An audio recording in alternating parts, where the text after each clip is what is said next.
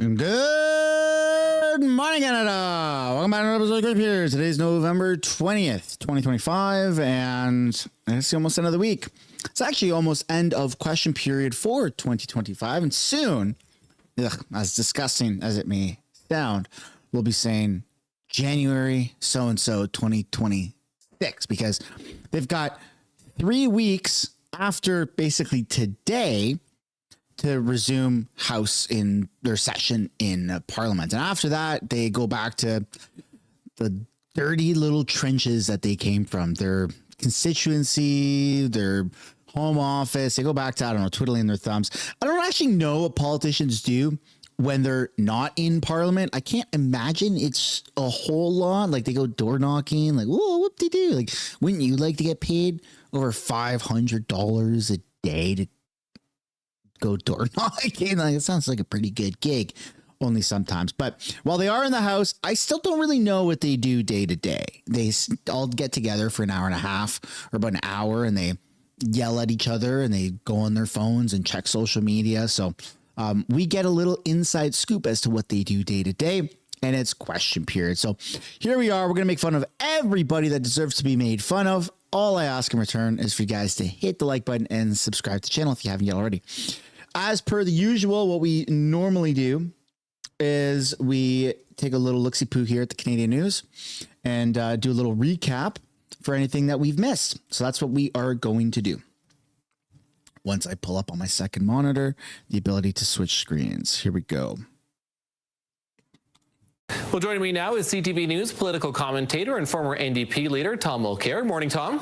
Good to be with you, Matt. Tom, it was on this show, I think a few weeks ago, that we talked about, this was a political move by Danielle Smith, that the likelihood of this pipeline not being built was very strong. However, here we are. I'm not saying that, there's lots of hurdles still to clear, but it looks like the government and the federal government at that might be on board. What do you make of the latest developments?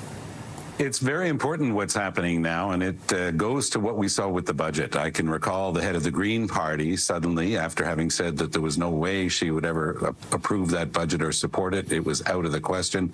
She voted for the budget. And that, for me, was an indication that environment was slowly slipping off the table. I'll have 2 remarks. The first has to do with the environmental aspect. The second has to do with the internal political aspect for the federal Liberal Party. On the environment, David Eby speaks common sense. The First Nations communities and nations in that area are firmly opposed. If they're talking, again, a new iteration of what they were calling Northern Gateway before into the Douglas Channel, it's a non-starter. Is it perhaps possible that Prime Minister Carney is simply trying to purchase peace with Danielle Smith? Speaking of First Nations, they really got to do something about what's going on with the land titles in British Columbia.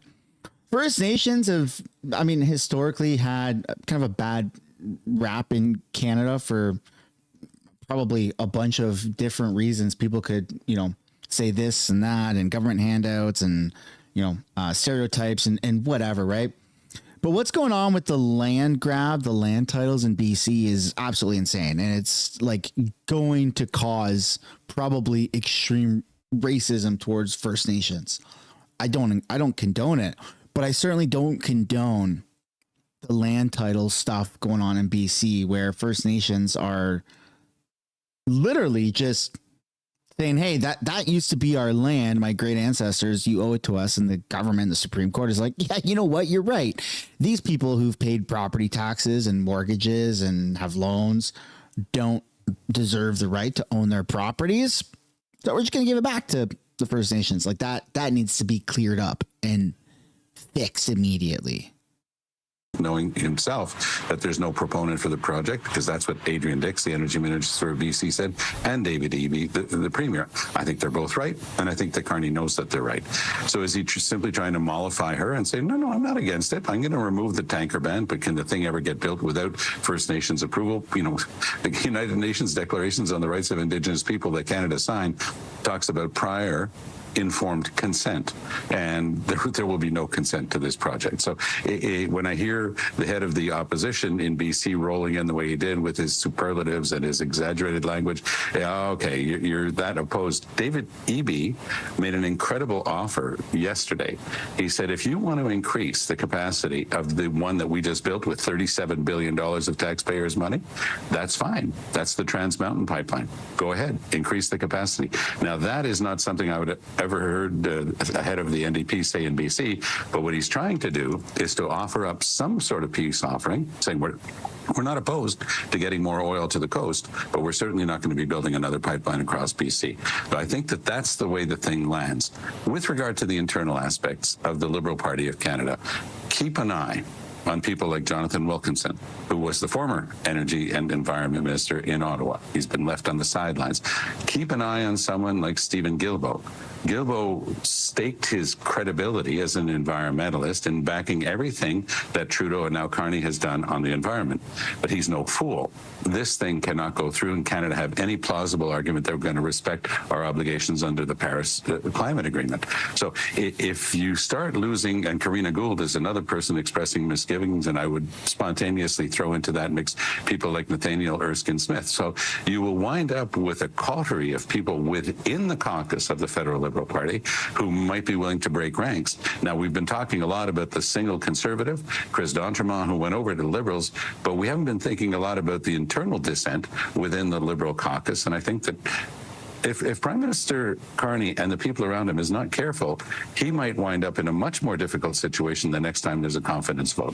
Right, and I think that's an interesting point that you bring up too, because all these different relationships, whether it's with premiers, whether it's clearly inside of his own party, but clearly the Prime Minister wants to be getting things done, and he's trying to remove some of these barriers to get these things done as quickly as possible, right? But maybe forgetting some of what might happen, some of the fallout from that as he pushes forward with some of these decisions. Perfectly well said. And Carney is all about that. He's saying we have, and that was the terminology of Finance Minister Champagne. The boastful, we're an energy superpower. Forget about the planet, forget about future generations, forget about the environment. We're an energy superpower, which we are. We have tons of capacity. So if the purpose is to drill, baby, drill, and to get the stuff out of the country as fast as possible, we can't give ourselves a clear conscience, Matt, by saying, it's going to be burned somewhere else on the planet. It doesn't count in our balance sheet of greenhouse gases. It does. And Canada's wildfires alone, those have to be filed and tabulated with the United Nations under the Paris Agreement. We've blown past anything that we thought we were able to do in the next decades to try to reduce our carbon footprint. So it is a very vexing time. There is Prime Minister Carney's on his way to a G20 meeting. There's nobody in that room that knows more about the environment than Mark Carney.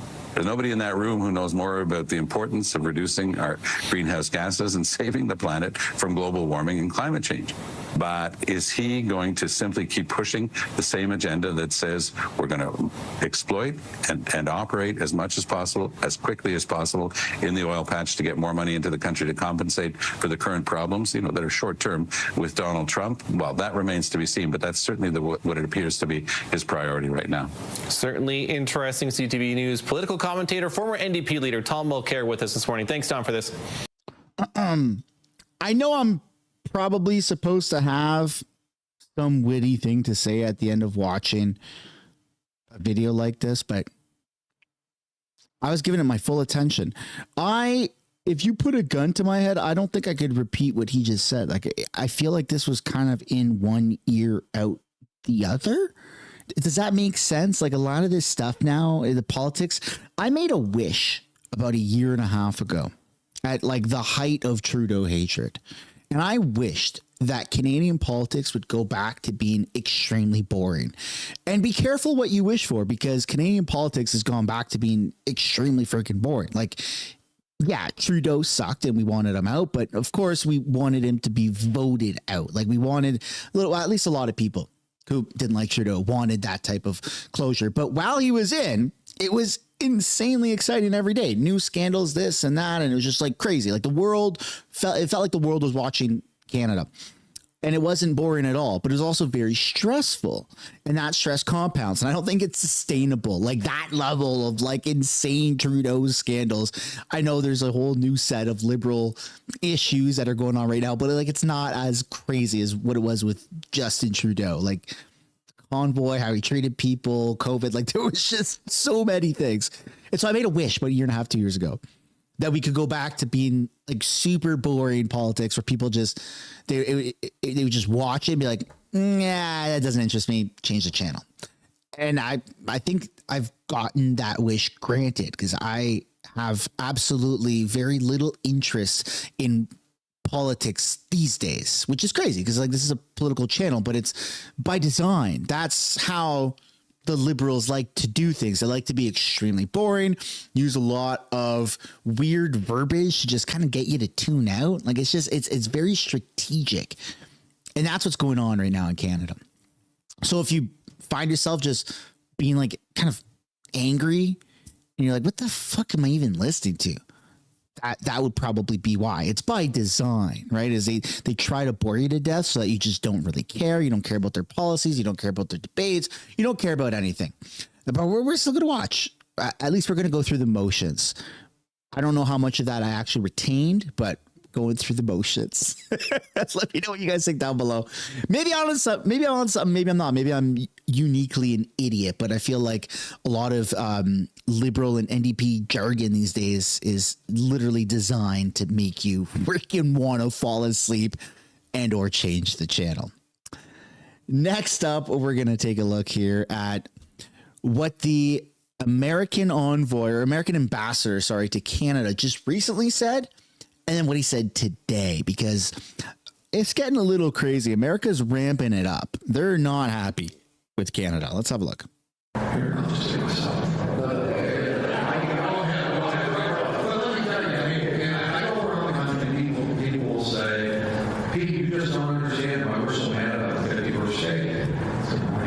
Yeah, you're right, I don't. Okay?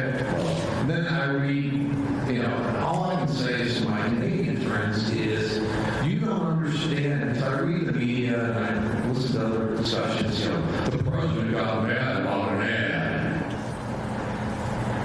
Well, I've been in this business for a while, and I know people who've been in it longer than I have. And I asked them, okay, the ad that was run by the government of Canada, well, that's not the government of Canada, it's Ontario. It's kind of like, I'm sorry, we don't do that, slicing and dicing, and, it's kind of like, no one can ever remember a life circumstance where a foreign government came into the United States and, they were talking about $54 million of ads, American dollars, so we're just a joke, okay, lighten now.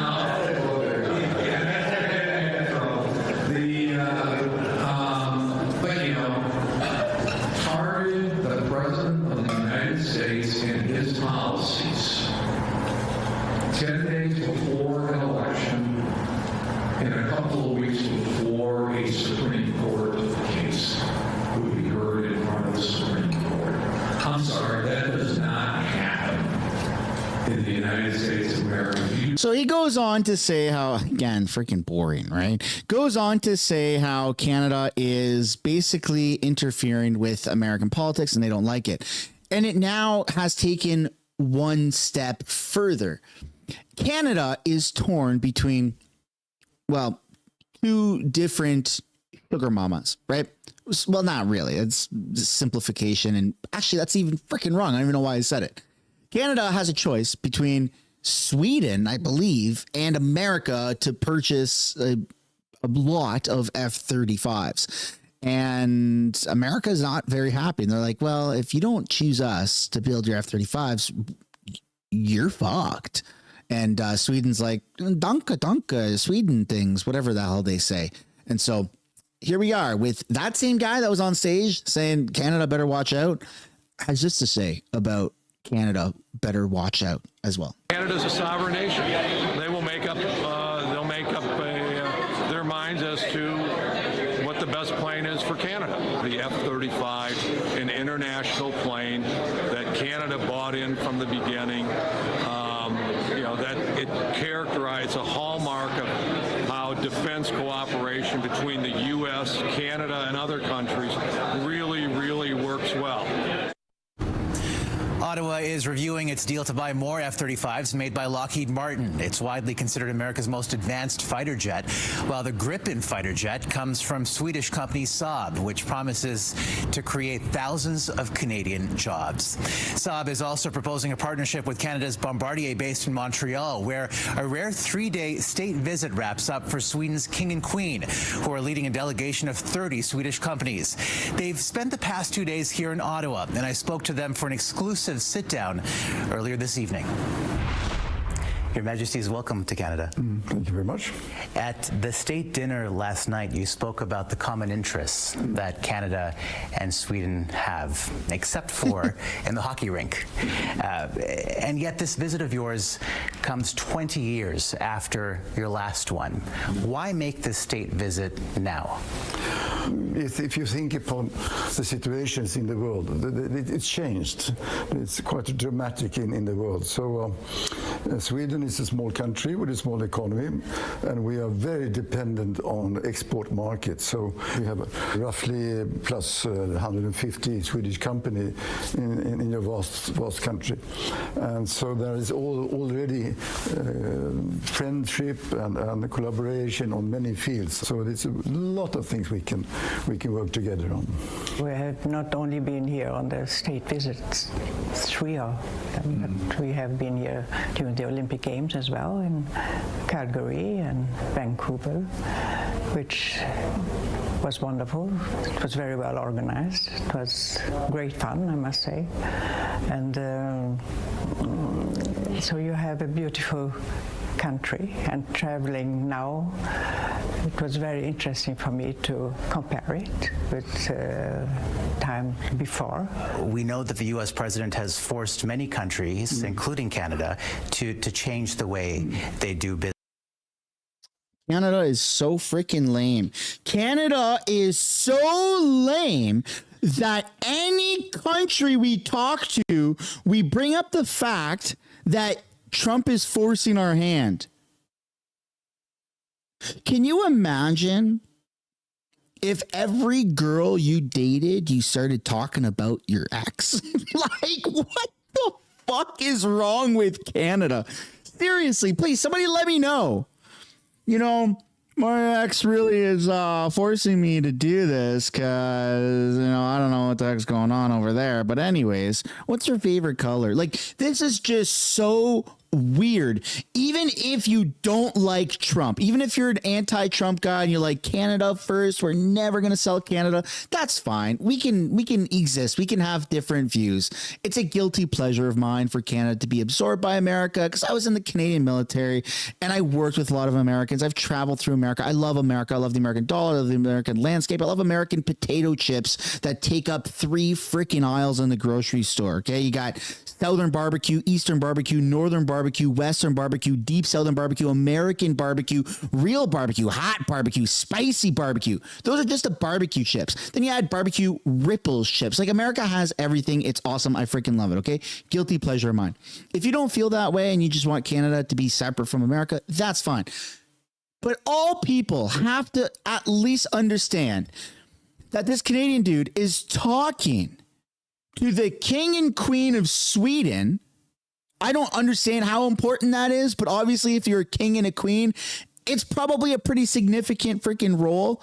And they're like, hey, king and queen, Trump really forced us to do this. And what Trump is doing is so bad. And Trump this and Trump that. And oh my goodness, has Trump hurt you the way he's hurt us? Are we really going to start teaming up against Trump? Like, this is weird. At what point do you just move on and start to work on partnerships with other countries without bringing up the X? Can we just have that? Can we have a genuine relationship with another country that's like, you know what? I actually like your product and this makes sense. Let's make a deal. Why is that so hard? Why does it always have to be you know, you have a decent product, but Trump really forced our hand, and Trump is really hurting our economy with the tariffs that Trump is doing. And Trump is just really going after our sovereignty. And Trump is this. And then all of a sudden it's like, sir, you're in a Wendy's drive-through. Like, all I asked was, would you like extra ketchup packets with your Baconator? Yeah, but you know, Trump really increased the tariffs of ketchup packets. So isn't that like, come on, Canada? This is driving me mental. How is it not driving other people mental? Even if you hate Trump, you're like, Trump is the worst. I hate him. Canada first. I don't like Mark Carney. Maybe I like Mark Carney. I like Pierre. Maybe I don't like Pierre. It doesn't matter what your political stripe is in Canada. If you are watching Canadian reporters, Canadian media, Canadian politicians, literally all the time, try to build new relationships on the premise of how bad and toxic the ex was, it's always going to fail. It's always going to fail. That's why when you go on a date with a chick and she's like, well, yeah, I'm like my ex-boyfriend this and my ex-boyfriend that, you roll your eyes, you say, holy shit, split the bill, please. I'm not paying for her meal. And that's the last time you ever see her, because nobody wants to be affiliated with somebody who's always living in the past and bringing up the ex-business partner, the ex-relationship, the ex, like, move the fuck on. It's tiresome. It's ridiculous. It's pathetic. Business. How much of a factor is Donald Trump in trying to strengthen the ties between Canada and Sweden at this time? I wouldn't say not at the moment, but okay. One always has to be flexible, because there is always a new possibility you can find somewhere to do business, and Sweden has. This is why I like Trump so much. Is because the entire machine, the media, politicians, kings and queens talking with a CTV reporter from Canada are like, oh yeah, Trump, they're trying to have a weird bro moment in like an Oxford library type of setting, okay? And they're bonding over the fact that how bad Trump is. You know what? I'll blindly take Trump and whatever the hell he has to offer over this, because this is disgusting. You're obsessing over like Trump. Like, just move on. Create a partnership. Talk about how good Sweden is and how good Canada is, for crying out loud. Like, why is that too much to ask? Unless I'm missing something, which I very well could be. I don't have all the answers. Hell, I don't have really any answers. I just talk and I rant and I'm overstimulated on coffee half the time. But this is weird. I can see this. I'm like, this isn't just annoying. This is absolutely pathetic and obsessive. It's always been a free trade country since many years back. Canada was the first to ratify Sweden's NATO membership. In terms of the Russian aggression, I mean, we saw an incident today. There's a Russian attack in Ukraine. Must have been Trump's fault too, people were right? killed. I know you have spoken publicly about the Russian invasion, which is rare for a royal to do. Do you think that is making any difference to Vladimir Putin? Well, but it means a lot for those people who are infected. And your involvement is very, very strong in this country to help and support and to do the utmost what you can do. I want to pick up again on this theme of change that you've mentioned a couple of times. What is the biggest? Maybe I just have the wrong approach. Maybe I just have to wear a suit and tie like this guy, be clean shaven, not wear headphones, and just talk like this, because this is seemingly the better way to actually get the message across to brainwashed, retarded liberals, right? If I just lower my voice a little bit, put a bit of a softer tone on.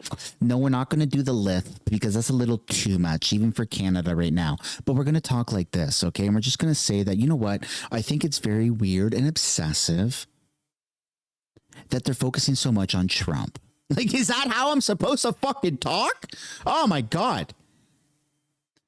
Change you've noticed as of late in terms of the geopolitics and what's happening in the world? It's something you feel and you see, specifically now in Ukraine, of course, it's not something that nobody really wants. It should have happened to start with, and that it affects many people, and it affects many nations, and it also affects the economy, the world economy. It could be so much easier. But again, we have to be flexible again. We can do other things. We can try to go past the obstacles, so to speak, and find new ways. But that's the trick. Your Majesty's. This dude sits in front of royalty, okay? A king and a queen, and he takes that time to talk about how Trump is bad for Canada, and he just wants confirmation from the king or queen that Trump has also been bad for Sweden's royalty. It's weird. It's obsessive. It's frankly extremely repulsive. Like, how can you turn on the news every day and see for updates like, hey, maybe Nvidia hit their earnings call. Why is the stock market tanking? What's going on overseas? Is it healthy to drink water, or is it not healthy to drink water? Have they found the cure to cancer? Who's the best tennis player in the world today? When's the Stanley Cup happening? Oh, that already happened, or it's happening soon. Or like, why do people want to hear how bad Trump is every single day when they're talking about business deals that have literally nothing to do with Trump? It's weird. It's obsessive. It's all in your face like that. It just brings me back to like COVID era, where the more that it gets pushed into the spotlight by the mainstream unanimously, like all at the same time, like a very collective attack, then to me, just as like a normal guy, I'm like, oh, well, that's kind of weird. I think I'm going to just blindly feel the other way, because you're trying to push a narrative on me instead of just objectively giving me the news. And we don't get that anymore. We don't get that. I can't say that I objectively give the news. I got my own opinions, and I bash whoever the hell I want to bash based off of just how I'm feeling. But the mainstream media's job has always been to give the objective news. Like, here's what's happening. I don't know if it's good or bad, but here's what's happening, right? But we don't get that anymore. It's like, hey, Sweden, let's make a deal. Because Trump is hurting us. Is he hurting you too? Yeah, let's make a deal because we'll start an anti-Trump club. Like, what the fuck is this? It's so weird. So weird. Speaking of weird, Mark Carney apparently just signed a deal with the UAE. Yeah. Kind of weird. Let's take a look. Mark Carney is in the United Arab Emirates looking to boost business ties with the Gulf nation. It's part of his ongoing mission to reduce Canada's economic reliance on the United States. Carney met earlier today with the UAE's president. The CBC's Ashley Burke is traveling with the PM and brings us more on the country's latest investment deal. Abu Dhabi, where the Prime Minister toured the biggest mosque in the country. It is the only moment of Mark Carney's day that the UAE is allowing Canadian media to film as it restricts access. Behind closed doors before that, Carney met with the UAE's president and signed a new investment agreement. He also launched the start of talks towards a free trade deal. His office says it's a move to expand Canadian aerospace, engineering, and agriculture like seafood to the UAE, and for the UAE to invest in Canadian projects like ports, mines, and liquefied natural gas. Now, this is all part of the Prime Minister's promise to double non-U.S. exports over the next decade because of Donald Trump's trade war. But there is some political risk that comes with deepening ties here right now. The UAE is facing allegations it's supporting a paramilitary force accused of atrocities in Sudan, a claim it denies, but that Canadian officials ahead of time said that Canada would likely raise. During the meeting with the UAE's president, we're told that Carney did bring up a range of security issues in the Middle East and Africa, but the Prime Minister's office isn't confirming if that includes Sudan. The Prime Minister will also be meeting privately with business executives and attending a dinner hosted by the country's national security advisor today. Ashley Burke, CBC News, Abu Dhabi. Now, former Quebec Premier Jean Charest is part of the Prime Minister's delegation to the UAE. He is there as the Canadian co-chair of the Canada-UAE Business Council, which aims to promote Hold on a second. What the hell did she just say about Jean Charest? Premier Jean Charest is part of the Prime Minister's delegation to the UAE. He is there. I'm sorry. Ashley Burke, CBC News, Abu Dhabi. Now, former Quebec Premier Jean Charest is part of the Prime Minister's delegation to Jean Charest, wasn't he a conservative candidate that ran against Pierre Poilievre in the leadership race? Is that the same guy? It is. That's the same dude with the spaghetti hair. So this guy used to be the premier of Quebec, and then he ran for the conservative leadership race against Pierre Poilievre. Okay. This guy was slated to be the leader of the Conservative Party of Canada.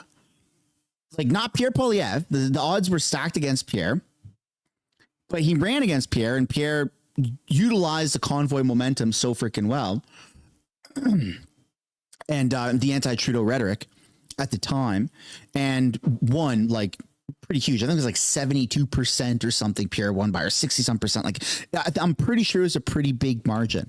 And I remember making a bet with a buddy of mine, and I bet that Pierre was going to win, and he thought Pierre wouldn't win the leadership race in 2022, like a few months after the Freedom Convoy. So this guy right now, he ran for conservative. He was supposed to be the Pierre Poilievre. Jean Charest is the failed version of Pierre Poilievre. And now, what the hell did the news just say? He's working with the Prime Minister as the envoy or something? Now, former Quebec Premier Jean Charest is part of the Prime Minister's delegation to the UAE. He is there as the Canadian co-chair of the Canada-UAE Business Council, which aims to promote trade and investment between the two nations. But here's the thing, is Charest was the premier of Quebec, and Quebec is a heavy separatist. Like, I understand Alberta's going through their own separatist thing, but like, let's be honest. Quebec is like way more separatist. Like, come on, they've tried a couple times. They're selfish. They get the biggest equalization payments. And if there's anyone that we can all unanimously agree upon in Canada to like vote off the island, it would be Quebec, right? Like, we want the best for Alberta, but we want the worst for Quebec, kind of thing. Not the people, but just like the politicians and the leaders. Jean Charest used to be the premier of Quebec, which means that he was the self-absorbed narcissist that ran in Quebec and said, "Hey, bati, fuck you," to everybody else. That was his motto. That you have to be in Quebec to be successful.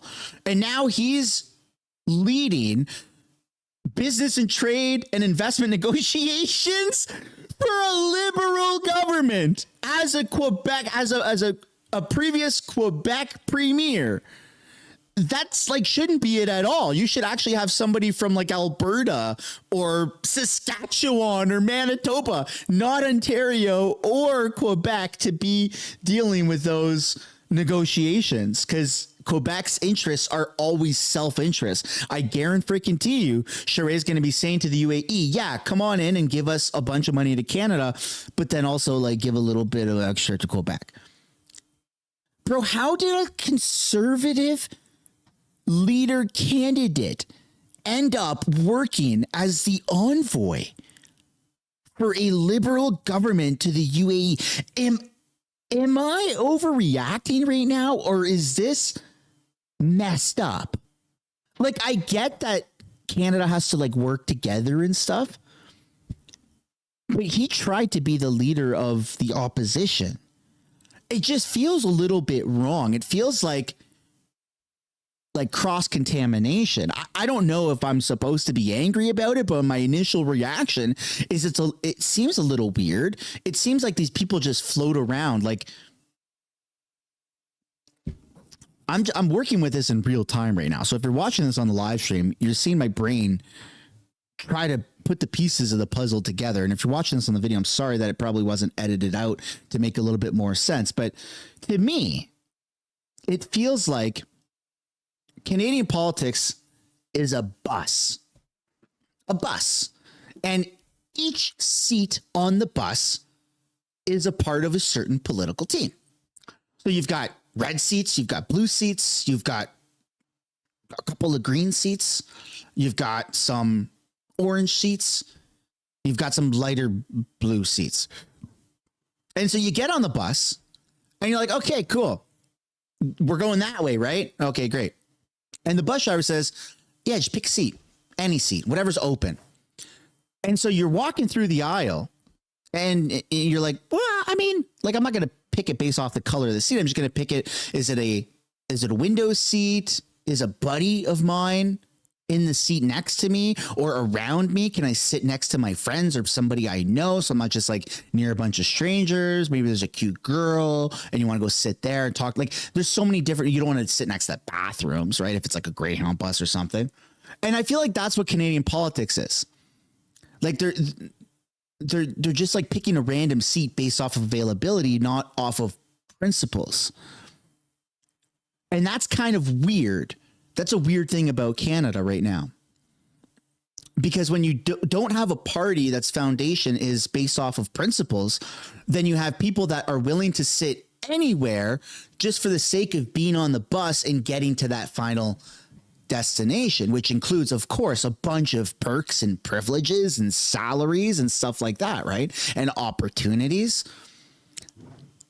And I feel like that's a little weird, isn't it? Maybe I'm overreacting to this tiny little clip that I just was like paying attention to. And I was like, oh, that sounds a little weird. And now that I'm kind of unraveling it in real time, it feels like pretty weird. Maybe I'm overreacting. I don't know.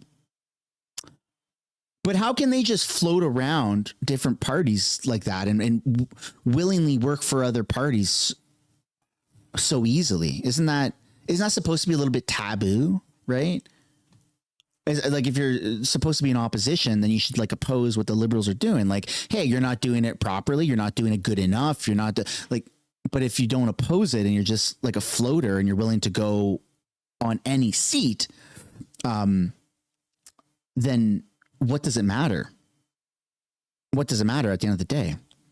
Well, that sucks. That's weird. Maybe I'd like a little bit more clarity on that. If somebody's got a little bit more insight onto that, can actually let me know. But that seems a little freaking weird. Here's what he had to say just a short time ago about this mission and how it plays into the trade war with the U.S. It's fine that we have the issue with the Americans, but at the end of the day, it's about us. And what it says to Canadians is that there's a bigger world out there than just the United States. And if we are going to diversify our trade, if we're going to prosper, we have to go out there and actually drum up some business. And the person who has to lead that is the Prime Minister. These trade agreements, FIPAs, I can tell you from experience, none of this gets done unless the Prime Minister leads, and that's exactly what he's doing. So we're absolutely delighted that he's here. It's exactly what Canada should be doing. So now the Prime Minister's latest push to diversify Canada's trade partners follows his recent trip to Asia to open up markets there. Just how successful is this strategy, though? Let's stay on that and put that question to Martha Harrison. She's an international trade lawyer and partner at McCarthy Tétrault, and she joins us from Toronto. Hello, Martha. Welcome. Thanks, Arthi. Nice to see you again. So let's start with this big picture here. The Prime Minister has been making trips across the globe to broaden Canada's trading opportunities. How significant is this most recent trip to the UAE? Well, one of the most significant issues around this particular trip is that Canada does not have a wealth of foreign investment protection agreements or treaties, international trade treaties with the Gulf states. And so this signals an openness from Canada to engage in these negotiations to encourage bilateral investment between both regions in a manner that hasn't been exercised before. So when we think about what the two countries can offer each other, let's start first with Canada. What does it bring to the table for the UAE when it comes to opening those trade ties or expanding those trade ties? one of the most important features of a bilateral investment treaty, which is the kind of treaty that has been executed now as between Canada and the UAE, is fair protection for foreign investment. So there's no doubt that the most important thing that Canada would be providing the UAE at the moment is a secure investment environment with which to expel their capital. We would also expect that the UAE would be engaging in technology transfers and interested in Canadian technologies in, for example, the defense sector and aerospace sector, and additional more policy-laden exchanges such as education and research collaboration. The UAE is very much interested in that. And importantly for Canada, the UAE is also interested in importing more Canadian food products and agricultural products, which is such a key in the moment when the Prime Minister and Canadian industry is really looking to diversify opportunities as opposed to putting all of the eggs in the U.S. basket. You know, you touch on a number of different sectors there. Notably, of course, we also heard from Jean Charest as he was speaking last hour as well, talking about AI, infrastructure, agri-food. What about aluminum and steel, for example? That's a key sector that has been... What? That's the clip. They ended it. That's peak laziness. They ended their own video on an unanswered question. We paid for that. That was CBC, if I'm not mistaken. Good job, everybody. Good job. All of you paid for that. I mean, me too, but not hashtag, just me too. All right. That was weird. Anyways, we're going to move on. We're going to watch question period. We're going to take a look at the fake outrage, the, I don't even know how to describe question period anymore. I feel, maybe I'm alone in this. I don't know, but I feel very like I think I said this yesterday, the wind has been taken out of my sails. I just feel like a lot of this, I understand that question period is quite literally pre-scripted, like they're questions and a lot of the answers, which is why they get up and they read off of stuff. But it feels like it's more scripted than just the questions and answers, like the outrage, and I don't know. It's just weird. I should just keep my mouth shut. Let's have a look at QP. Annually to the island economy, with lobster alone accounting for nearly 70% of our landed value. Over the past several months, I've had the opportunity to meet with fishers and the industry stakeholders in the region. These conversations focus on what matters most to our fishing communities: fair prices, deterrence of illegal fishing activity, sustainable stock management, safe working conditions, and ensuring the next generation can continue this proud tradition in Atlantic Canada. As we lead up to World Fisheries Day on November 21st, let us reaffirm our gratitude to the harvesters, the plant workers, the buyers, families, and coastal communities whose dedication sustains one of Canada's most vital industries. Their knowledge, their experience, and commitment to sustainable harvesting ensures that our coastal communities remain strong for generations to come. The honourable member for Oxford.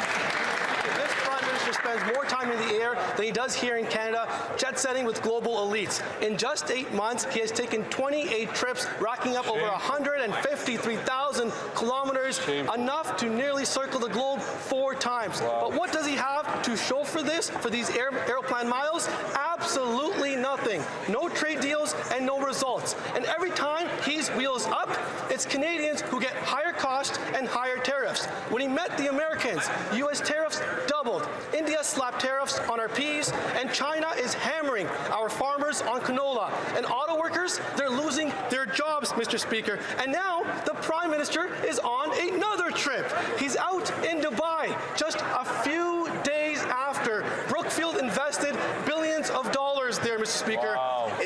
What a coincidence, isn't it, Mr. Speaker? He's always there for his Brookfield friends, but he's never there for hardworking Canadians. He has plenty of takeoffs, but no takeaways for Canadians because he has a net zero record when it comes. The honourable member for London Centre. Today, November 20th, is Pancreatic Cancer Awareness Day. Every year, 7,000 Canadians are diagnosed with pancreatic cancer, and more than 6,000 succumb to this terrible disease. One was my aunt, Mr. Speaker, my late aunt, Eleni de la Porta, who passed away this past January at the young age of 58. She leaves behind two extraordinary sons, Nico and Panayi, her beloved husband, Arthio Petro, her soon-to-be daughters-in-law, Bernice and Coralia, Mr. Speaker. All of this brings to mind, Mr. Speaker, of course, the continued importance of research and awareness and making sure that early detection becomes possible. When we focus on those things, it does become possible, Mr. Speaker. Thank you very much to the House.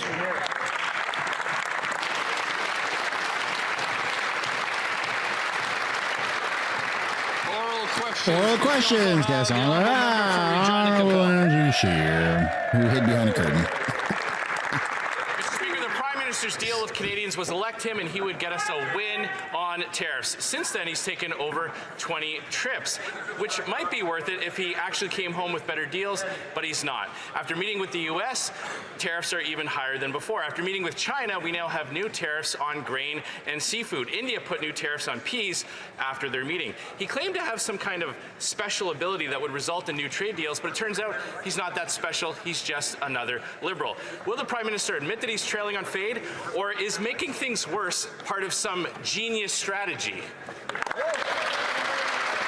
The Honourable Minister of International Trade. Speaker, today our government took another step forward in our commitment to double non-U.S. trade over the next decade and diversify our economy. While in the UAE, the Prime Minister signed a foreign investment promotion and protection agreement to create a more predictable environment for two-way investments. And we launched negotiations for Canada-UAE Comprehensive Economic Partnership Trade Deal. This agreement would cut tariffs, remove trade barriers, and expand market access for Canadian exporters. With a signed FIPA and launch of CEPA, we are opening doors, creating new markets, and creating opportunities for Canadian workers and businesses, Mr. Speaker. Member for Regina Capel. That's such a typical Liberal, eh? Things are always just about to start getting better. Meanwhile, actual tariffs keep going up. Now, one way to increase trade with other countries would be with a pipeline to British Columbia's west coast. But the Liberals killed Northern Gateway in 2016, resulting in billions in lost opportunities for Canadian workers and businesses. Now there's talk of reviving that pipeline, but of course, if the shipping ban stays in place, no one will be able to actually export what comes through the pipe. The Liberals made it illegal to ship Canadian energy off Canada's west coast. Does that law also ban U.S. tankers from traveling through the same area? The Honourable Minister of Natural Resources. Mr. Speaker, Canada has a tremendous opportunity to be a leading energy superpower. This government was elected to deliver nation-building projects. Wait, are they banning Canadian oil tankers from a route? Advance Indigenous prosperity. And that same route is occupied by American oil tankers? All the provinces, including Alberta, to achieve these shared objectives. The federal government has been engaged in constructive talks with the government of Alberta, and we will have more to say in a few weeks. The Honourable Member for Regina Capel. Again, after 10 years, we're just on the cusp of things all coming together, Mr. Speaker. But I can answer the question that the minister didn't answer himself. The answer is no. While the Liberals have made it illegal for Canadian companies to load Canadian ships with Canadian oil, U.S. tankers can continue to travel off BC's coast and take their oil to countries around the world. As we speak, the U.S. crude oil tanker California is traveling from Tacoma to Alaska along that west coast. Why are the Liberals keeping in a law that prevents Canada from exporting our oil while U.S. tankers travel through the exact same place? No way. Is that really going on? I know the honourable member across the aisle is not happy, but the Premier of Alberta has said she's quite supportive of what we're doing and is looking forward to finishing the conversations with the Prime Minister. L'honorable député de Charlebourg. The Honourable Member for Charlebourg, Haute-Saint-Charles. Mr. Speaker, since the Prime Minister took office, he has made over 20 international trips under the guise of wanting to make Canada wealthier, but he has accomplished the complete opposite. During his 4 trips around the world, Donald Trump's tariffs have doubled, tariffs on aluminum are at 50%, tariffs on lumber have tripled, and thousands of Canadians have lost their jobs. Every time he travels, we're slapped with new tariffs. Can the Prime Minister put his passport away so he can stay in Canada and take care of Canada? The Honourable Minister of Canada-U.S. Trade. Mr. Speaker, our colleague knows full well that our government was elected to take care of trade with other countries around the world. We have a very ambitious plan. That's the plan Canadians voted for during the election. My colleague may be a bit confused.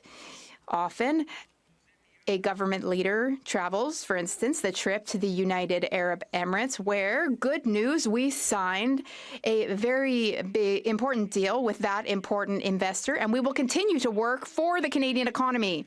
The Honourable Member for Charlebourg, Haute-Saint-Charles. Well, you were elected under false pretenses. You said that you would fix things with Donald Trump, and they've totally failed, Mr. Speaker. Meanwhile, there are issues with the Canada Revenue Agency.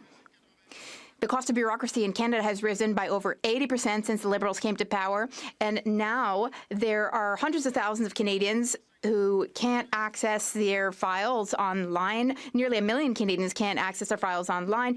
Callers to the CRA are receiving false information. The minister said that he would fix that. Can he update us on his progress? The Honourable Minister for Government Transformation. Thank you, Mr. Speaker. I'm happy to inform my colleague that, as was announced by the Finance Minister in the fall, we have a 100-day plan to ensure that Canadians receive reliable, accurate, quick service from the Canada Revenue Agency. We doubled call centre capacity at the CRA. 10% of Canadians Canadian callers get an answer within 10 minutes, and no one has to call the CRA to access their file anymore. Everyone has access to their file, so the Minister of Finance's plan is working well. Thank you, Mr. Speaker. The Honourable Member for Charlebourg, Haute-Saint-Charles. Sure, well, let's talk about that then. Former Minister Diane Leboutillier in 2015 made cuts, and they just cut at the CRA. But it gets worse, Mr. Speaker. Canadians every day visit us in our riding offices to tell us about the problems they're having with the CRA. Sometimes they cry. They say, we can't access CRA services. I'm trying to handle things with my taxes. I had to try 4 times before we was able to fix things. So can the government acknowledge that this is an emergency situation? It's very serious. And can they fix the mess at the CRA? The Honourable Minister. That's exactly what we're doing, Mr. Speaker. We acknowledge that Canadians have the right to quick, accurate, reliable CRA services, but now the portal is working. Also, as for calls, 10% of callers have access to support agent within 15 minutes, and we fix the problem of people not accessing their files. Thank you. The Honourable Member for Saint-Jean. Mr. Speaker, the Prime Minister had 2 choices this week. First choice, go to Brazil to COP30 and show that he's not completely giving up on the fight against climate change. Choice number 2, go to the Middle East and make deals with petro-monarchies. What did he choose? The petro-monarchies. Just like he chose oil companies in the budget by offering them billions in tax credits and exempting them from a cap on their greenhouse gas emissions. And to think that before the Prime Minister got into politics, he promoted green finance. Does the Prime Minister realize that by betraying his values, he's also betraying the former director of Équiterre, who sits to his right? The Honourable Government House Leader. Mr. Speaker, the Prime Minister did indeed have a choice regarding what to do this week. What did he choose? He chose to be here in the House 2 times to vote for our historic budget. It's historic for Quebecers. It's historic for Canadians. This Prime Minister will always act in the best interests of Canada. He will always act to get good opportunities for Canada. He will always work to build and to improve opportunities for Canada, and especially for Quebecers, Mr. Speaker. The Bloc Québécois should do the exact same. The Honourable Member for Saint-Jean. Mr. Speaker, while the Prime Minister boycotted the Conference of Parties to meet with sultans in Abu Dhabi, Canada received a volley of criticism. Nearly 2,000 organizations from around the world awarded Canada the Fossil of the Day Award for backtracking in the fight against climate change. Canada is a world champion of pollution. Interestingly enough, the last time Canada received the Fossil Award was in 2014. We remember that at that time, the Canadian Prime Minister was also boycotting the COP. It was Stephen Harper at the time. Is this a coincidence, or is this because the Liberals are setting us back 10 years? The Honourable Government House Leader. Mr. Speaker, the United Arab Emirates are among the top investors in renewable energy, among the top investors in the world. So how much money is coming in? Mr. Speaker, the Prime Minister is true to his kind in snubbing the Conference of Parties to meet with petromonarchies. Because what is Canada? It is a petromonarchy. That's Canada's identity. Canada received a fossil award at the COP. Just like other petromonarchies, Canada ranked 61st out of 67 countries in the Climate Performance Index alongside petromonarchies. And today the Liberals again want to backtrack and work with Alberta to build a new dirty oil pipeline. That's Canadian identity, Mr. Speaker. But the Minister of Canadian Identity, meanwhile, he didn't used to support that. So how can he support it today? The Honourable Minister of Environment and Climate Change. Mr. Speaker, I was there at the Conference of Parties. I met with environmental organizations from around the world. They told us that Canada has an important role and is playing an important role in fighting climate change and bringing countries together. Not only that, but we are building Canada strong. We are working with other countries who want our clean green energy. We have clean energy to sell, and we are ready to make those deals. Calgary, Midnapore. In 2006, the Harper government saw the need for an independent parliamentary fiscal watchdog, and boy, were they right. In his budget brief last week, the PBO reminded the Prime Minister of the Liberals' own words just last November, that reducing the federal debt to GDP ratio over the medium term is key, not only for fiscal sustainability, but also to preserve Canada's AAA credit rating. Well, less than a year later, and the alarm bells are ringing. How many more times does this Prime Minister need to be reminded to rein in his spending of taxpayers' dollars? The Honourable Government House Leader.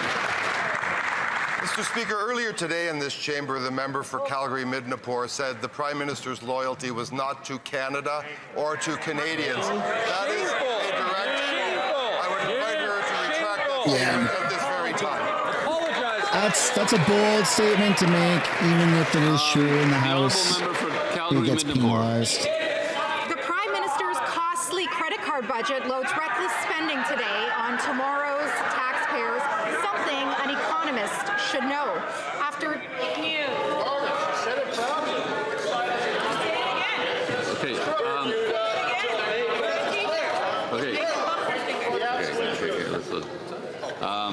The Honourable Member for Calgary Midnapore may continue, please.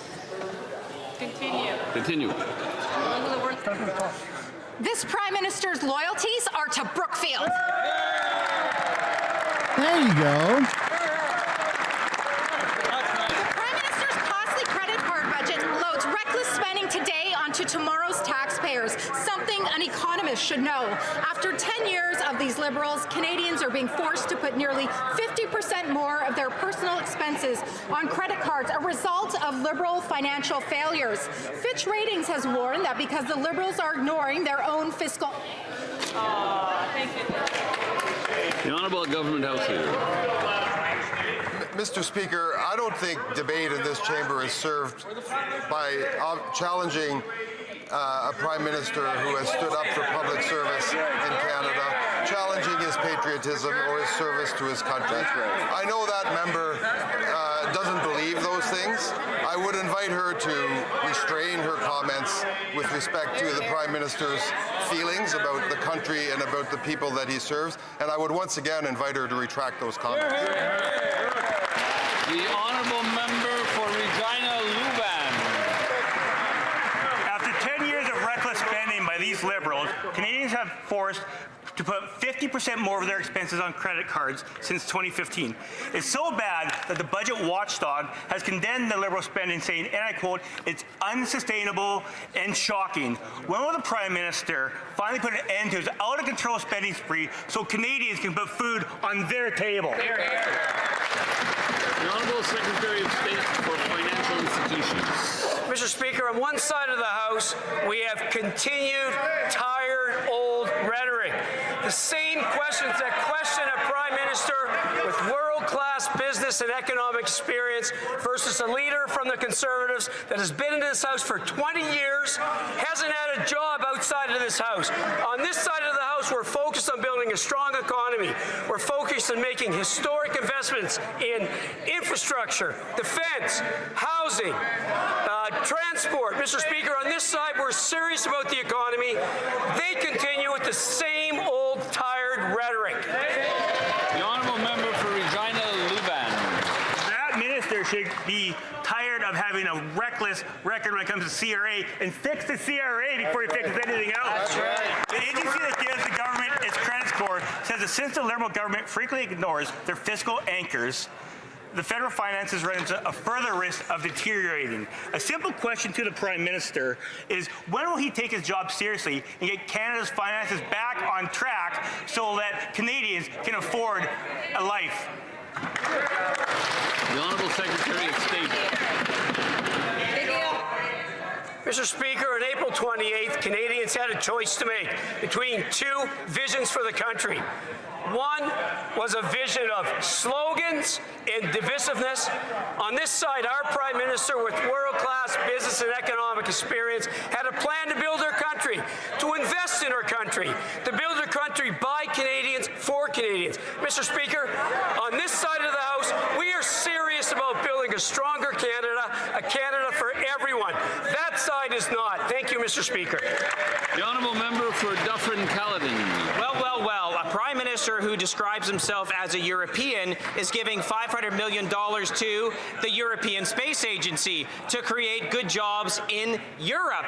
And it gets worse because the Harwell Science and Innovation Campus, where the European Space Agency will be is located in the UK, is 50% owned by Brookfield. Rather than focusing on lining the pockets of Brookfield and not ripping off Canadian workers, why don't they invest in Canada? The Honourable Parliamentary Secretary to the Minister of Industry. Mr. Speaker, it's unfortunate that the other side doesn't recognize the key role that space investments play in our country, in our national innovation. Invest in Canadian space, you twat. Why are you investing in European space? Into space. This is an incredibly exciting time for Canada and But Canadians invest to be in Canadian inspired by the companies. potential of space and space in our economy, and I hope the other side reconsiders their opposition to this. Canadian companies that operate in the space industry are just left to dry. Incredibly exciting time if you're a shareholder in Brookfield right now, let me tell you, with all the slimy contracts that these guys are giving to companies affiliated with Brookfield. Meanwhile, we have 2.2 million Canadians lining up at food banks. Meanwhile, we have a 6.9% unemployment rate. And what do they decide to do? Invest $500 million to give jobs to Europe. How is the priority of this government to give jobs to Europeans when there's a 6.9% unemployment in Canada and 2.2 million people using a food bank? Justify that. The Honourable Parliamentary Secretary. Thank you, Mr. Speaker. You know, when it comes to the most innovative things that we can do as a country, we often do them together and with other countries. So, for instance, a former member of this House, a former minister in this former government, the Honourable late Mark Garneau, he went on an American spacecraft, and there was a key piece of Canadian technology that was deployed as part of that, the Canadarm, a piece of technology on which we should all be proud on both sides of this House. So as we continue to cooperate with our European partners on this, let's see the bigger picture and see how the benefits can come to Canada with this investment. The Honourable Member for Louis Saint Laurent, Akiawinrak. Mr. Speaker, for the past 10 years, since the Liberals took office, bureaucracy has ballooned by 80%, yet quality of public services has not improved in tandem. In fact, 950,000 calls were made to the Canada Revenue Agency last year because Canadians could not access online CRA services or their own files. That's the result of 10 years of Liberal management and government. It's the same in my county and in my riding, and I'm sure it's the same in all of the members' riding offices. There are dozens of calls each week to our riding offices from constituents who are struggling in dealing with the CRA. That's the situation after 10 years. Why aren't they fixing it? The Honourable Minister of Government Transformation. Mr. Speaker, it's true that the situation at the CRA was unacceptable, so our government took swift action to deliver quick, effective, reliable service to Canadians. And now our plan is working. It's true, we have doubled call center capacity. Now 10% of callers receive a reply within 15 minutes, and all Canadians have access to their MyCRA account online without having to call the CRA. So our plan is working, and there's the proof. Thank you, Mr. Speaker. The honourable member for Drummond. Mr. Speaker, the Minister of Heritage doesn't care at all about private media. There were 800 layoffs at Québécois. The minister stands idly by. Cogeco and Bell Media call for help. The minister won't lift a finger. He's as indifferent to the media crisis as the Prime Minister is to the climate crisis, Mr. Speaker. Does the minister realize that his indifference and stubborn refusal to support private broadcasters worsens the media crisis? The Honourable Minister of Identity and Canadian Culture. Mr. Speaker, I have the utmost respect for my Bloc Québécois colleague, but the Bloc is acting like a firefighter who sets fires and then puts it out themselves. They say, oh, there's a fire, but then they are throwing oil on the fire. How so? Well, they voted against our budget, which would give $38 billion to local media, $150 million to Radio-Canada CBC. That would help media across the country. That would help with local culture and content production in Quebec and throughout the country. What did they do, Mr. Speaker? They voted it down. The honourable member for Drummond. Well, this is a former environmentalist speaking. Very interesting. Now, the government just scrapped the digital services tax. It could have funded a fund to support diversity of information and Quebec culture. The government isn't doing a thing for private broadcasters, and when the government is asked about it, they reply, oh, well, we're funding the public sector, as if the broadcasting system were only public, and too bad for the private sector. This prompted columnist Yasmin Abdel-Fadel to say that the minister spat on TVA artists who lost their jobs. What will it take for the minister to jump to action and help private broadcasters? The Honourable Minister. Mr. Speaker, in the budget tabled by my colleague, the Minister of Finance, there are tax credits for local journalism. The Bloc voted against it. There are initiatives for local journalism. The Bloc Québécois voted against that, Mr. Speaker. In the budget, there's $150 million for our public broadcaster. The Bloc Québécois voted nay. That's the biggest content producer of culture in Quebec. The Bloc Québécois voted against that. How do they have the gall, the nerve to rise in this place and tell us that we're not supporting journalism, that we're not supporting Quebec culture? That is outrageous, Mr. Speaker. The honourable member for Mégantic-L'Érable-Lotbinière. It's no secret we are dealing with the most costly government in Canadian history. Each and every dollar that this Prime Minister spends without any restraint, Mr. Speaker, means that there's no more money in Canadians' pockets. Canadians are dealing with food insecurity. What does that mean, Mr. Speaker? It means that Canadians cannot afford groceries. In this budget, the Prime Minister chose to increase the price of fuel with hidden taxes. Why does the Prime Minister want to make food even more expensive for Canadians who are already struggling to pay for it? The Honourable Minister of Government Transformation. Thank you very much, Mr. Speaker. It's always so fascinating to hear the Conservatives in question period day after day repeating the same talking points, the Conservative leaders' talking points. They're talking about imaginary taxes. Yet when it comes to voting for a tax break of $22 billion for 22 billion Canadians, or a school food program for vulnerable Canadians, when it comes to investing in defence, when it comes to investing in productivity, infrastructure like the Port of Quebec, the Port of Saguenay, investing in defence, investing in industry like the Davie shipyard in Quebec, they are absent. They don't vote for any of that. It's really shameful, Mr. Speaker. Thank you. The honourable member for Mégantic-L'Érable-Lotbinière. Well, you heard it, Mr. Speaker. He just listed off the endless, limitless spending that the government has put in its budget. That's what Liberals are. Meanwhile, more and more Canadians have to use their credit cards to feed themselves. They have to eat on credit. They have to empty their bank accounts to have to eat. And for 80% of Canadians, the cost of food is the most costly item for their budget. The Prime Minister, meanwhile, just keeps spending and spending, hiking the price of food. Why are the Liberals determined to make Canadians poorer when 25% of Canadians are already too poor to feed themselves? The Honourable Minister. Mr. Speaker, it is unbelievable to hear the opposition talk about limitless spending. And in the same breath, they talk about the school food program that would have decreased child hunger by 40% in Canada. There are plenty of people who would have benefited from that in his riding. Another example, the Canada Dental Care Program, it would have helped thousands of people in his riding. It's shameful. It's outrageous. I invite him to change his mind. I know, though, that deep within himself, he's probably happy that his leader was hiding behind the budget, and he was hoping that the budget would pass because it's a great budget and he knows it. The honourable member from Montmorency-Charlevoix. Mr. Speaker, the Liberals just managed to make their budget squeak by this week. It is the highest deficit budget in Canadian history. They are recklessly spending future generations of Canadians' money. In fact, the main budget pressure for 80% of Canadians is food, and 25% of Canadian households are struggling to purchase food. They are experiencing food insecurity, Mr. Speaker. And to make things worse, the Parliamentary Budget Officer has stated that hidden Liberal taxes will increase prices at the pump by 17 cents a litre. Canadian families are struggling. Why did the Liberals just keep adding more hidden taxes which drive up the cost of food? The Honourable Secretary of State for Nature. Mr. Speaker, it's true that things are not always easy for Canadians. What's important, though, is we need to give Canadians back their purchasing power. In order to do so, we are supporting Canadians in a host of ways. We are supporting families. We are supporting through the Canada Dental Care Program, Pharmacare, the School Food Program. These are all examples of how we are giving Canadians back their purchasing power.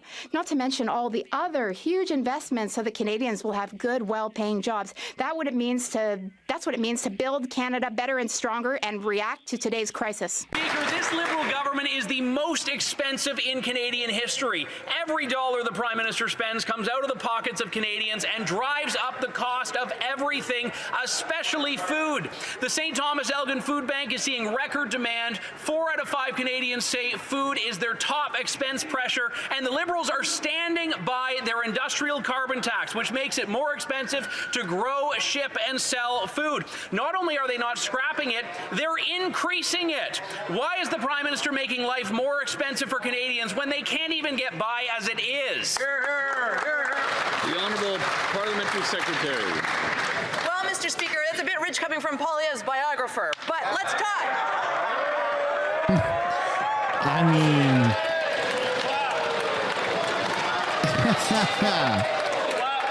I don't know if she's wrong on that one. We're not supposed to do that. I'm pretty sure Andrew Lawton did write a biography on Pierre Poilievre or something like that. An experienced politician. That's pretty funny. Who's been on the Hill for a long time. She may continue, however.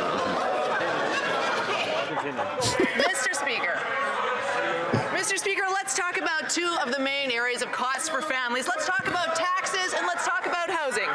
This budget cuts taxes for 22 million Canadians, bringing the basic tax rate down from 15 to 14%. This is a major, major tax cut. It's about $5 billion a year in tax relief for Canadians. 85% goes to the lowest income tax brackets alone. And then on housing, Mr. Speaker, we're making the biggest investment in housing in Canadian history. We are building up the supply of homes, bringing The Honourable Member for Elgin, St. Thomas, London South. Thank you, Mr. Speaker. I appreciate the plug for my book. If the member read books instead of talking points, the country would be in a better place.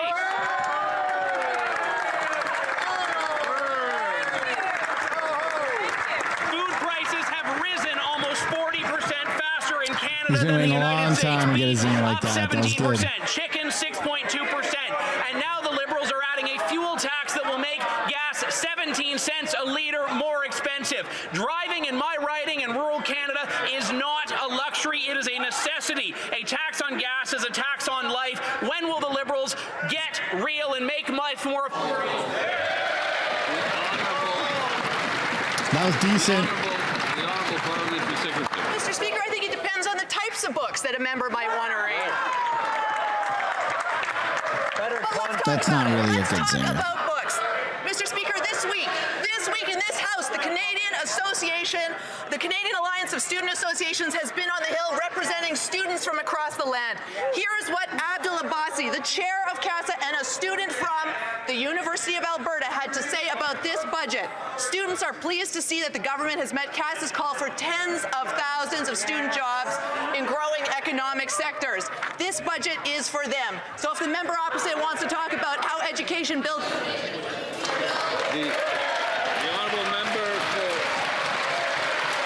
honourable member for Brampton Centre. Mr. Speaker, all Canadians deserve to feel safe within their communities. We have critical legislation before this House that is getting stalled by conservative political antics.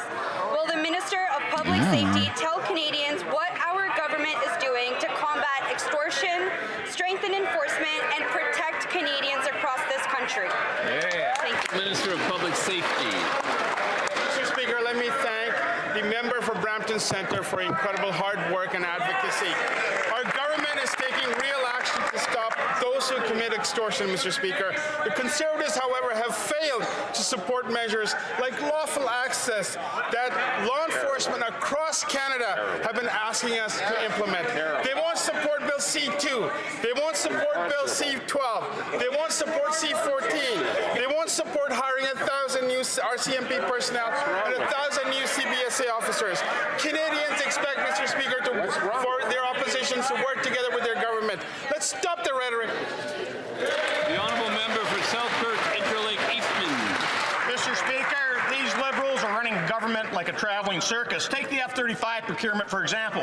Justin Trudeau said he'd never buy the F-35s. Then the Liberals ordered the F-35s later. Now, this Prime Minister started another review. Then the Minister of National Defence said the review would be done by the end of last summer. But the Secretary of Defence Procurement says, wait, there's no rush. And meanwhile, nobody can figure out what the Ministry of Industry is actually doing. So, once and for all, when will this unnecessary review finally end? And who's actually in charge of buying fighter jets over there? The Honourable Minister of National Defence. Mr. Speaker, as part of our generational investments in the Canadian Armed Forces, we are procuring a new fleet of fighter aircraft for the Royal Canadian Air Force. We review all procurement approaches responsibly to align with the best interests of Canadians and the needs of the CAF. We are committed to procuring what the Air Force needs while ensuring economic benefits for Canadians. Honourable member for Selkirk Interlake Eastman. Well, Mr. Speaker, the Defence Minister has said that he would take the lead from the Canadian Armed Forces and experts. Well, military experts could not be more clear. Buy the F-35s. His Chief of Defence Staff said it. His Commander of the Air Force has said it. His Deputy Minister has said it. And now over a dozen retired Air Force generals have said it. By dragging on this unnecessary review, these Liberals are undermining our national security and our reputation with our allies. When will the Defence Minister finally listen to the experts and buy all 88 F-35s that our pilots need to defend Canada? Oh, there you go, man.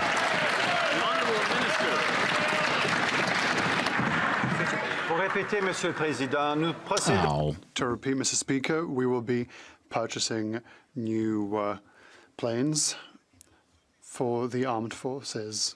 We are carefully examining procurement so that it aligns with Canadian interests and the needs of the force. We will purchase what the Air Force needs whilst taking into account economic benefits for Canada. It's very simple, Mr. Speaker. Member for Calgary Nose Hill. Yesterday, a shocking expose by Global News outlined how in 2016 the Liberals allowed a Syrian national named Omar al-Qassib, who is a financier of Hamas, to claim refugee status in Canada.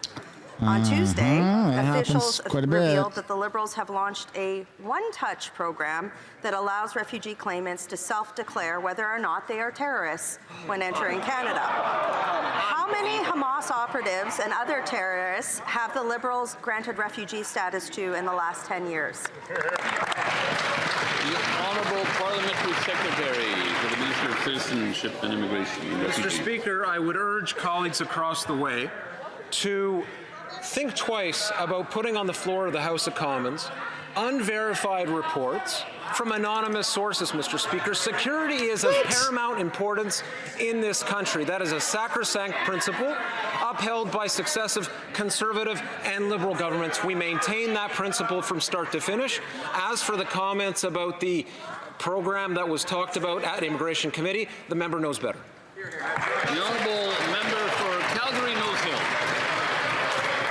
For those listening at home, that translates to they don't know. Global News also reported that an astonishing 450 people with assorted roles in Hamas now have ties to Canada. Last week, the minister was unable to say how many non-citizen criminals and terrorists the Liberals have granted to in an official request. And now Global News is revealing that this terrorist financier has already passed the citizenship test and is awaiting a final decision. How many other terrorists are the Liberals in the process of granting citizenship to? The Honourable Parliamentary Secretary. Continue to cite anonymous sources on the floor of the House of Commons, Mr. Speaker.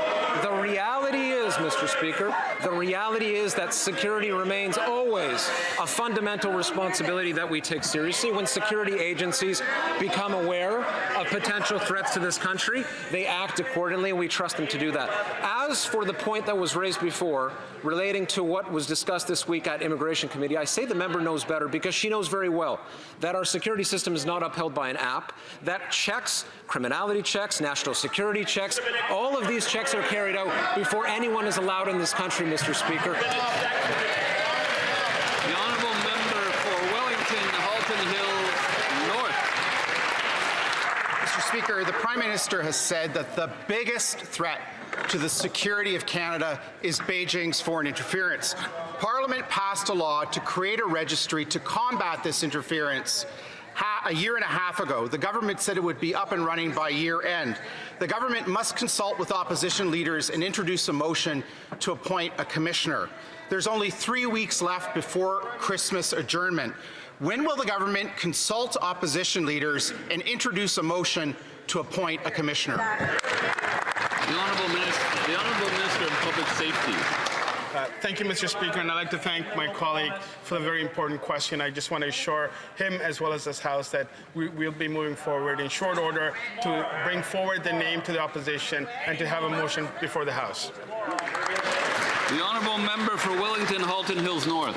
Mr. Speaker, last election, some candidates were vetoed for foreign interference and others were targeted. And CSIS Director Dan Rogers said just last week that China and Russia continue to target Canada. We've had one federal election without a registry, and we could have a second one at the speed that this government operates. So where is the sense and urgency in getting this registry up and running? Where are the speeds not seen in generations? Where are the consultations with opposition leaders? And where is the motion?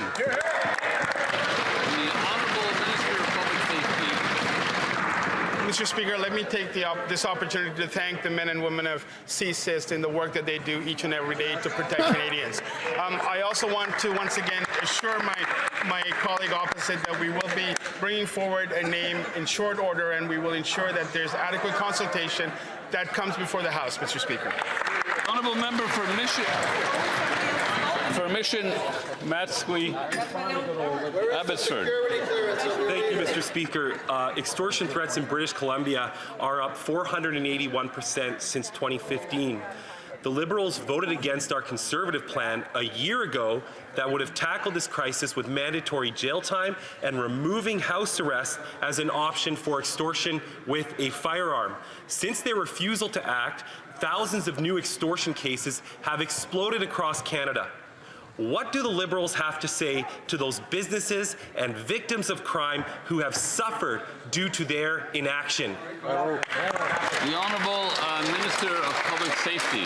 Mr. Speaker, what we have to say to Canadians is that we have a bill in front of the House, Bill C-2, that has very important provision called lawful access that will ensure that crime such as extortion is dealt with in an efficient and speedy manner, Mr. Speaker.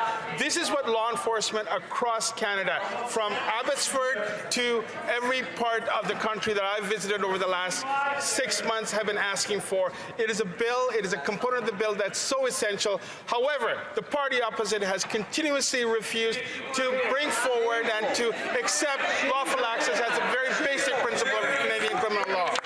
The honourable member for Vaughan Woodbridge. Vaughan, York Region Police recently charged a local man with 4 counts of extortion. This is just one case among countless all across the country. In fact, extortion is up 330% since 2015 all across the country. And despite this, the current Liberal Minister of Justice voted against our Conservative plan to end the extortion crisis last year. A year, Mr. Speaker. They could have been proactive and supported our plan a year ago, and instead they waited for the fire to get out of control. So will they apologize to the thousands of victims who had to suffer because of their inaction? Yeah. Here. The Honourable Government House Leader. Mr. Speaker, it's always funny when I get up in this House and I hear the critic for immigration talking about immigration, that when they systematically slap down any possibility of improving our immigration system prior to the last election. And now the member for Vaughan Woodbridge stands up and dares ask, what tools are we putting in place to prevent extortion? He's in the way. Tell the whip to get his boot off the neck of C2 so we can give lawful access provisions to our police to prevent, detain, arrest, and jail extortionists in this country. The honourable member for Calgary Skyview.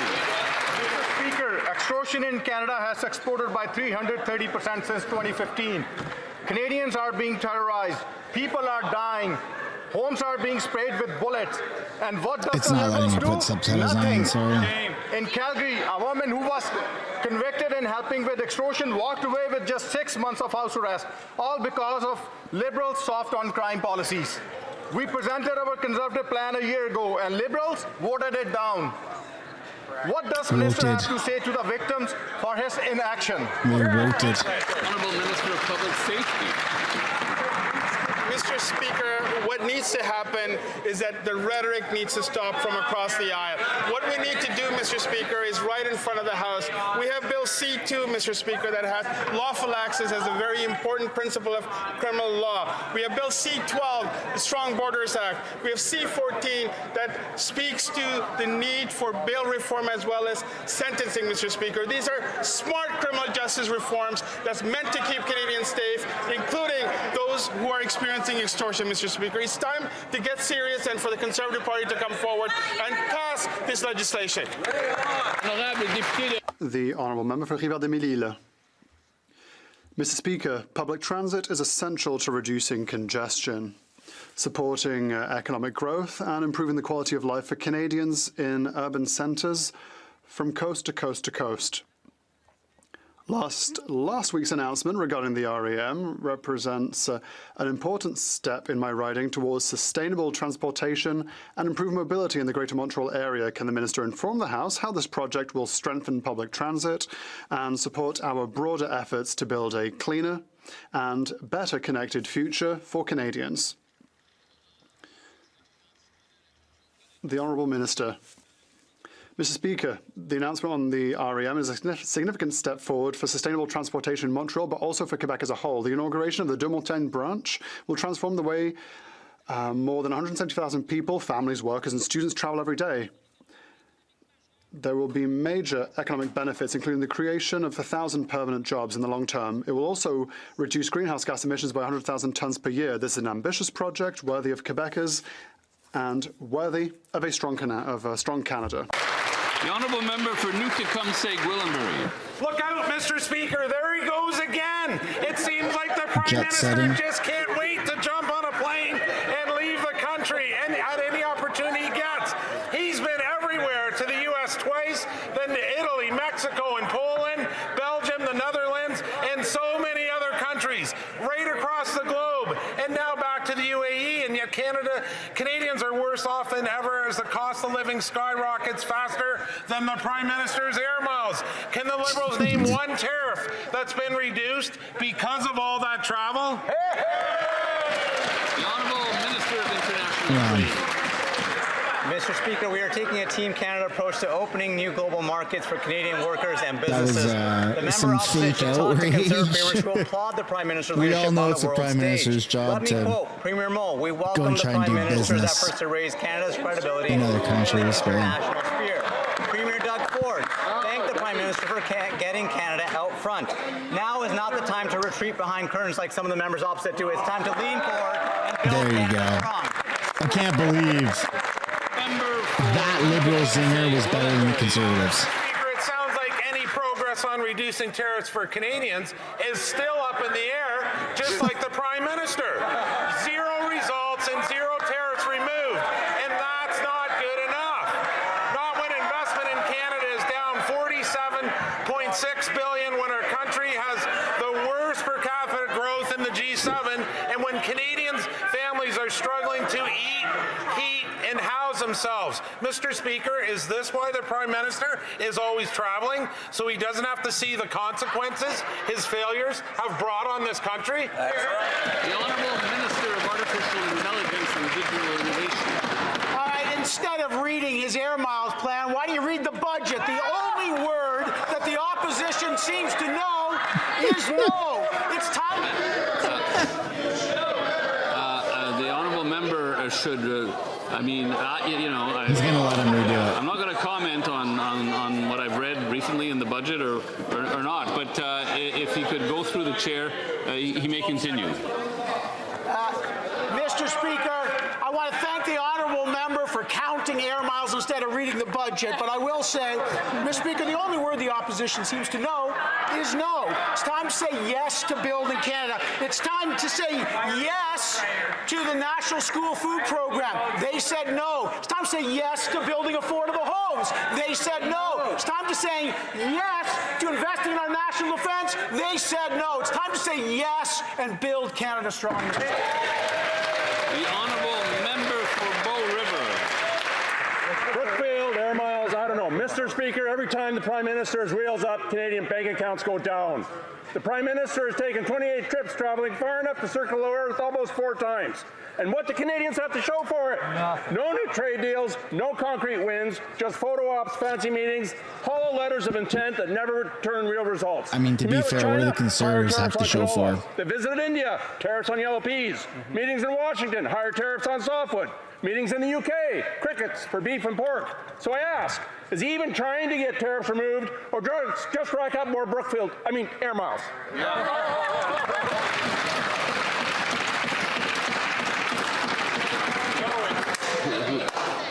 Get it right. That was a question, wasn't it? I mean, okay, the Honourable Minister of International Trade. Canadians know that 2/3 of our economy is powered by trade. We're opening doors for Canadian products to reach new markets. We've signed new trade deals with Ecuador, with Indonesia. We wrapped up an investment agreement with the UAE. We're advancing negotiations with ASEAN, Philippines, and Thailand. And we have a bill before this House to expand our trade ties with the UK. We are laser focused on opening new markets for Canadian workers and businesses. Thank you, Mr. Speaker. Member for Spadina Harbourfront. Sounds like a pretty good job. Mr. Speaker, last weekend was a defining moment for sport in Canada as the Northern Super League, our country's first professional women's soccer league, held its inaugural championship final at BMO Field in my riding of Spadina Harbourfront. Can the Secretary of Sport share with Canadians how our government is investing in women's sport, including the recent $5.4 million commitment to the Northern Super League to boost local economies and bring communities together? The Honourable Secretary of State for Sport. Thanks, Mr. Speaker. I'd like to thank my friend and colleague from Spadina Harbourfront, somebody who knows a thing or two about the fight for gender equity in sport and beyond, Mr. Speaker. We are seeing remarkable progress and momentum in women's professional sport across this country, and a smart, sustainable business model has built the Northern Super League, and it's redefining what's possible in Canada with professional women's sport. That's why 5 of Canada's regional economic development agencies have come together to back the Northern Super League with a strategic federal support of up to $5.45 million. We are helping to strengthen the league's foundation and create new opportunities for fans, communities, and nations and athletes nationwide, Mr. Speaker. I want to congratulate the Vancouver Rise on winning the Diana B. Matheson Trophy, and congratulate the Northern Super League. The Honourable Member for Niagara South. Mr. Speaker, the Prime Minister has circled the globe 4 times, meeting with world leaders for photo ops, meaningless letters of intent, and 0 investments. He's returned with nothing, and after 28 trips, Canadians are fed up. After meeting with China, China imposed more tariffs. After meeting with India, India imposed more tariffs. When he went to the UK, crickets. He went to Washington, and Trump imposed more tariffs. Why is it whenever the Prime Minister hops on a plane for another photo op, Canadian families get stuck with higher tariffs? Honourable Government House Leader.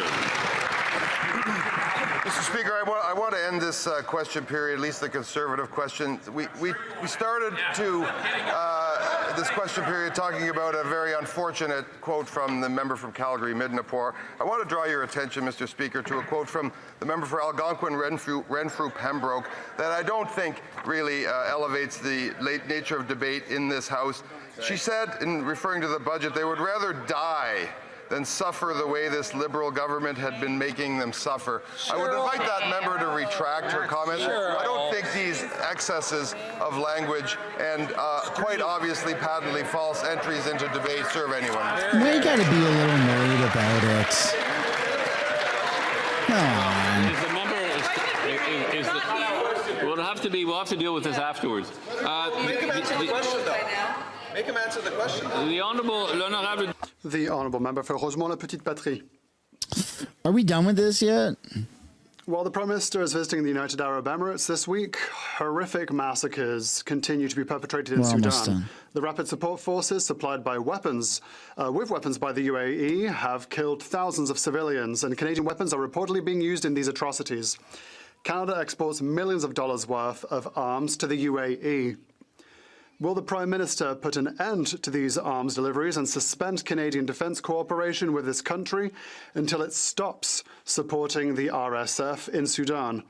Or will Canada, end of question inaudible for the interpreter. Je sais pas si on peut. I don't know if I could be informed if the sound was cut part of the question. The sound was cut during part of the question. Can the member start again? Halfway through, there was a cut in the sound. Whilst the Prime Minister is visiting the United Arab Emirates this week, horrific massacres continue to be perpetrated in Sudan. The Rapid Support Forces, supplied with weapons by the UAE, have killed thousands of civilians. And Canadian weapons are reportedly being used in these atrocities. Canada exports millions of dollars worth of arms to the UAE. Will the Prime Minister put an end to these arms deliveries and suspend Canadian defence cooperation with this country until it stops supporting the RSF in Sudan? Or will Canada continue to be complicit in yet another horrific war?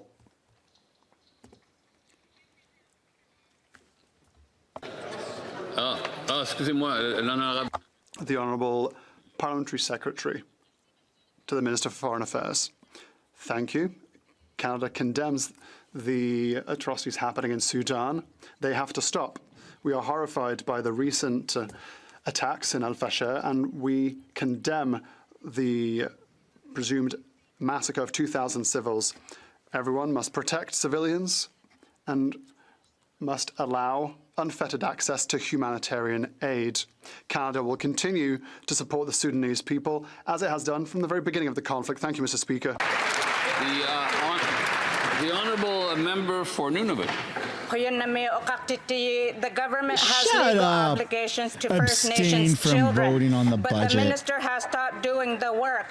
This inaction is costing children their lives.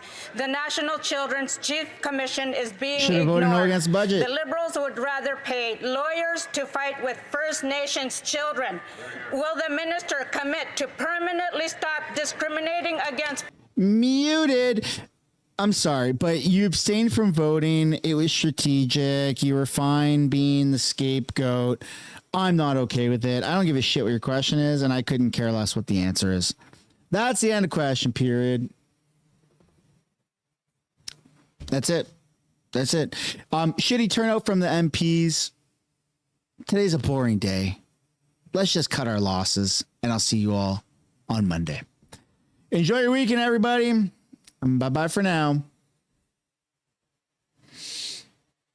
Oh.